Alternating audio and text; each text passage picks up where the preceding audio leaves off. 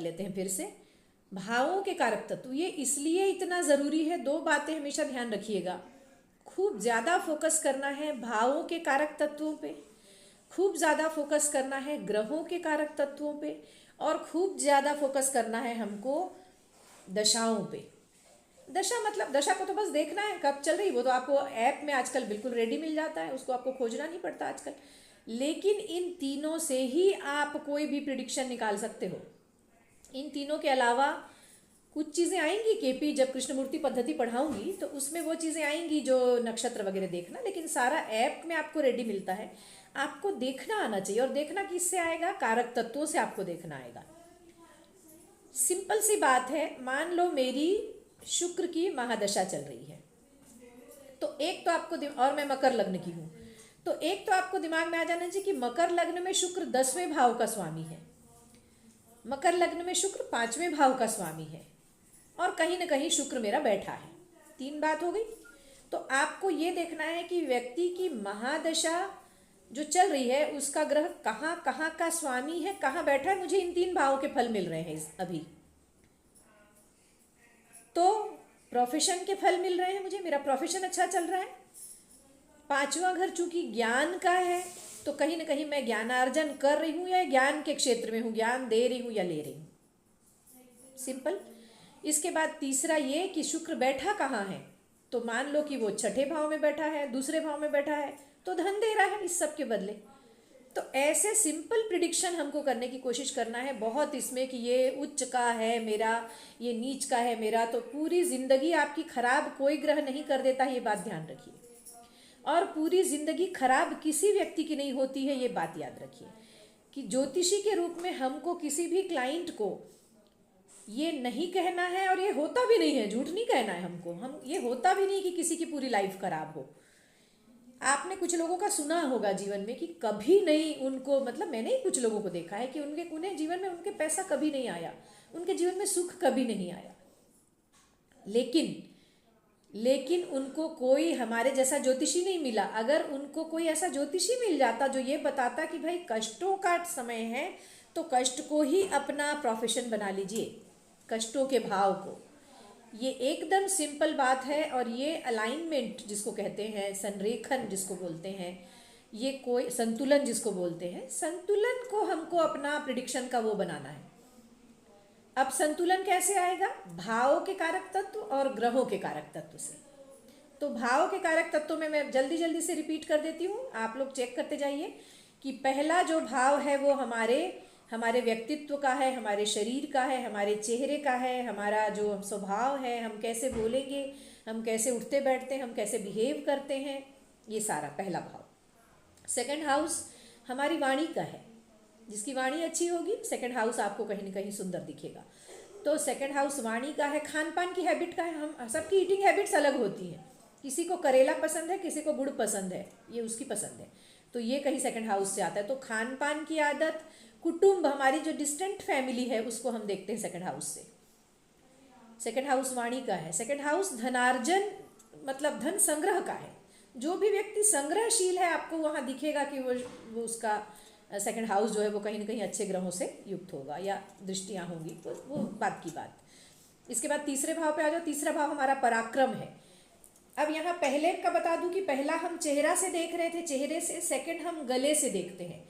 और आश्चर्य की बात कि बॉडी में जो ईसोफेगस होता है, जिन्होंने भी बायो पढ़ा है जानते हैं, निगलने वाली जो जगह है, तो जहाँ से हम निगलते हैं गला और वाणी, क्योंकि वोकल कॉर्ड से हम जब बोलते हैं तो वो वोकल कॉर्ड काम करती है हमारी, तो सारा शरीर से भी जुड़ा हुआ है। हमको इस शरीर को 12 भावों में बांट के बात करनी है, क्योंकि स्वास्थ्य के प्रश्न आएंगे तो आपको ये मिलेगा यहाँ पे।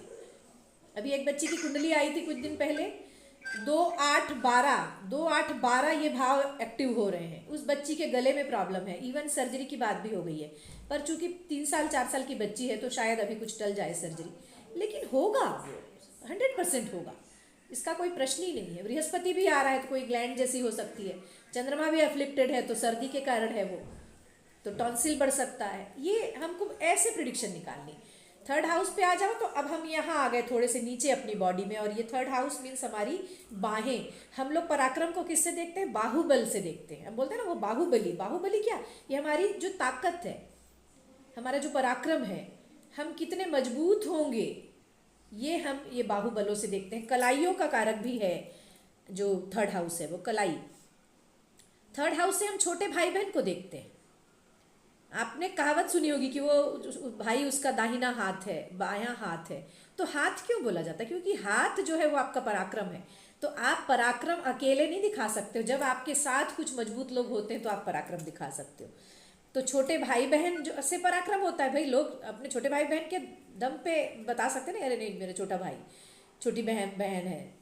छोटी बहन ज़्यादा प्रोटेक्टिव होती है कई बार बड़ी बहन को लेके या बड़े भाई को लेके। मतलब उसको लगता है कि भाई मेरे भाई को कुछ ना बोले कोई, मेरी बहन को कुछ ना बोले। तो ये छोटा भाई का भाव है, थर्ड हाउस।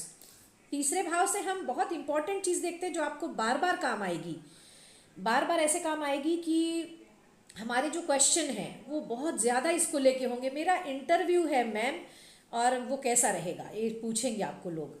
इंटरव्यू जो इंटरेक्शन है, दो लोग आमने सामने हैं, आप मेरे सामने हैं इस वक्त और मैं आपके सामने हूँ, तो इंटरेक्शन जो है वो थर्ड हाउस से देखते हैं। इंटरेक्शन लिख लो, इंटरव्यू लिख लो, थर्ड हाउस से देखते हैं। हमारी किसी से मुलाकात है, हम किसी से खास बात करने जा रहे हैं कोई डील के विषय में, कोई खास मुलाकात है, हमारा इंटरव्यू है, हम मिलने जा रहे हैं किसी व्यक्ति से, तो कैसी रहेगी मुलाकात? थर्ड हाउस से देखोगे।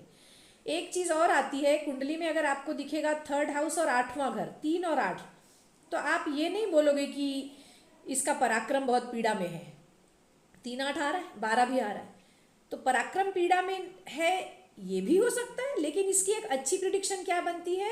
वो व्यक्ति अगर media, software, data science, artificial intelligence से जुड़ जाता है किसी तरह, तो वो एक अच्छा कॉम्बिनेशन बन जाएगा अगर वो प्रॉब्लम में है तो। अब आप ये बोल सकते हैं कि वो बच्चा सॉफ्टवेयर, कभी वो बड़ा व्यक्ति है 40 साल का है, उसने कभी सॉफ्टवेयर पढ़ा ही नहीं, तो उसको क्या बताएंगे? तो आप उसको कहेंगे कि आप मीडिया में नौकरी ज्वाइन कर सकते हैं जहाँ सॉफ्टवेयर पे काम होता हो।